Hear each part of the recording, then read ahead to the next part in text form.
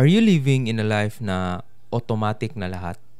Like, yung decision making, ino-automate mo na. Like, yung pagbili mo ng kape, pag step mo lang sa door ng Starbucks, automatic yung bartender. Alam na yung order nyo or yung favorite drink. Okay? So, ito yung realization ko sa mga ganito. Kasi as human beings, dapat conscious po tayo sa mga ginagawa natin.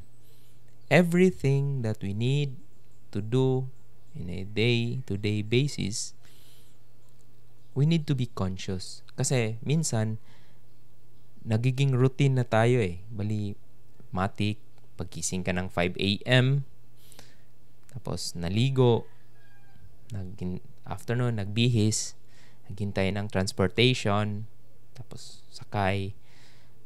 Pagdating sa transportation, since traffic, browse lang ng social media, YouTube, endless browsing, consuming content that are not very helpful sa skill development natin. Kaya, yun, nasasanay tayo ngayon dun sa mga lifestyle na ngayon. Kasi nga, binibigyan tayo ng mga comfort ng mga society natin. Like air-conditioned bus. Bakit gusto nilang air-conditioned bus? Para magiging komportable tayo na mag-browse sa internet tapos makipag social media. So, yun yung nakikita ko. Isang sakaya na lang. So, yun nga, binibigyan tayo ng comfort. Pagdating sa office, malamig yung aircon, maganda yung upuan, maganda yung table, maganda yung accommodation. Yun, malapit lang yun sa pagkainan.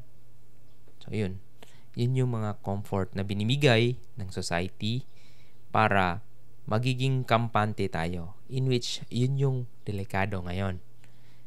Kasi yun nga, delikado, magiging comfort ka na, magiging routinary na yon.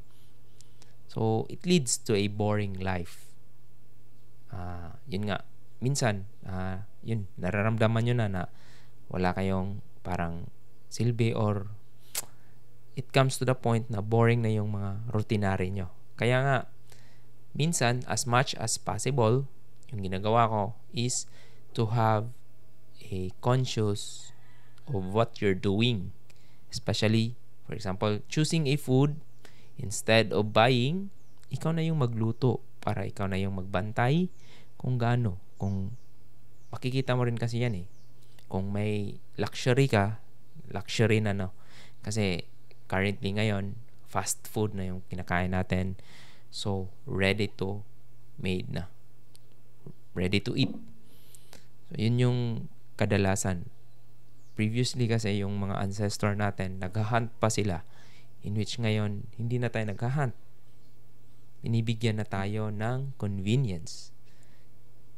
In which, yun, sa nakikita ko sa younger generation, is nagiging kampante na lahat. Nabibigay na ng mga society ngayon.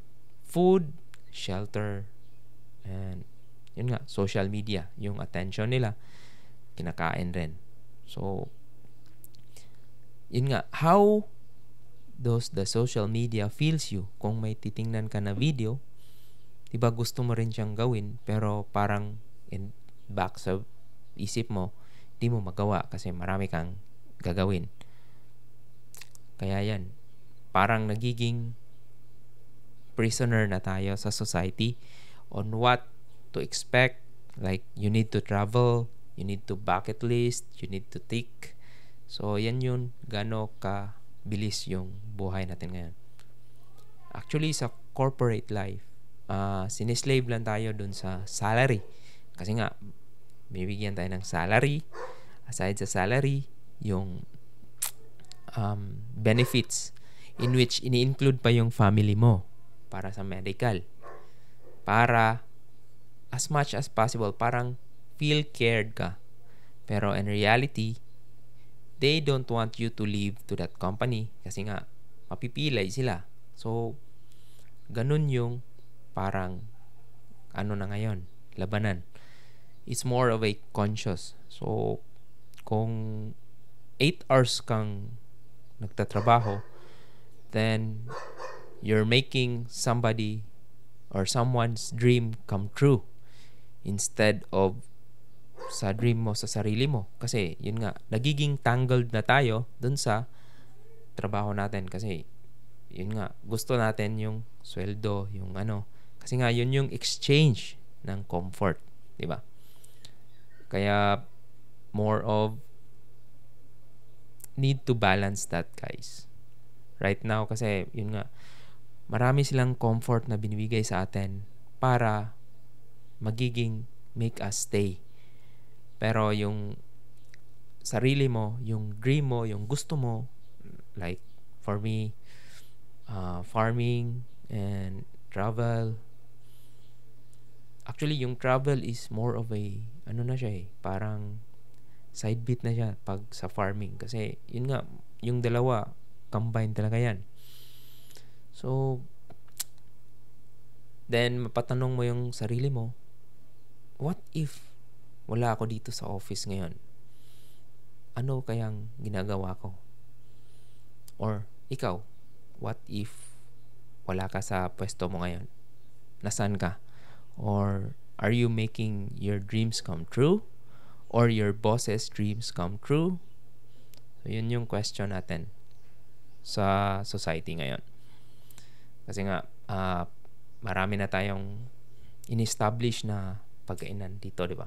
Maraming comfort na paligid sa atin in which hindi tayo gustong umalis sa comfort zone natin para makipagsapalaran sa mga pangarap nating sa sarili.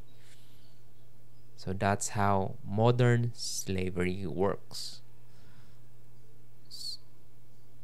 So, yep. That's how it works.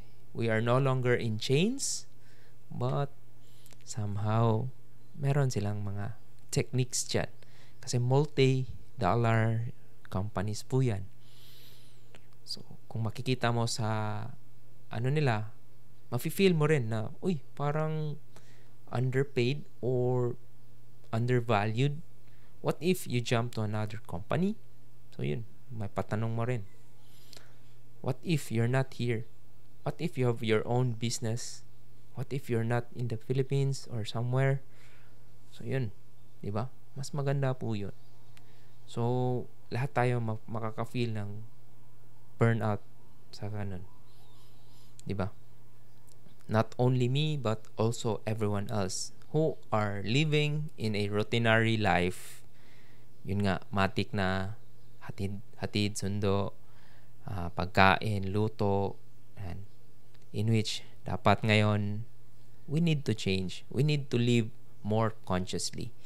Kahit sa mga pagkain natin, sa choice, dapat conscious rin tayo pumili kung magiging healthy ba tayo sa kinakain natin. Nakakatulong ba siya sa pagtulog or nakaka-worsen sa current situation. So, yun lang yung may share ko sa video na to. More of a life experience. Yep. See you around, guys. And hopefully, you have realized something about this video na meron ka palang choice sa buhay. A choice to make it right, choice to ask forgiveness, and something else. Okay? And huwag niyong kalimutan mag-share and subscribe para make your reality, make your dreams in reality. Okay?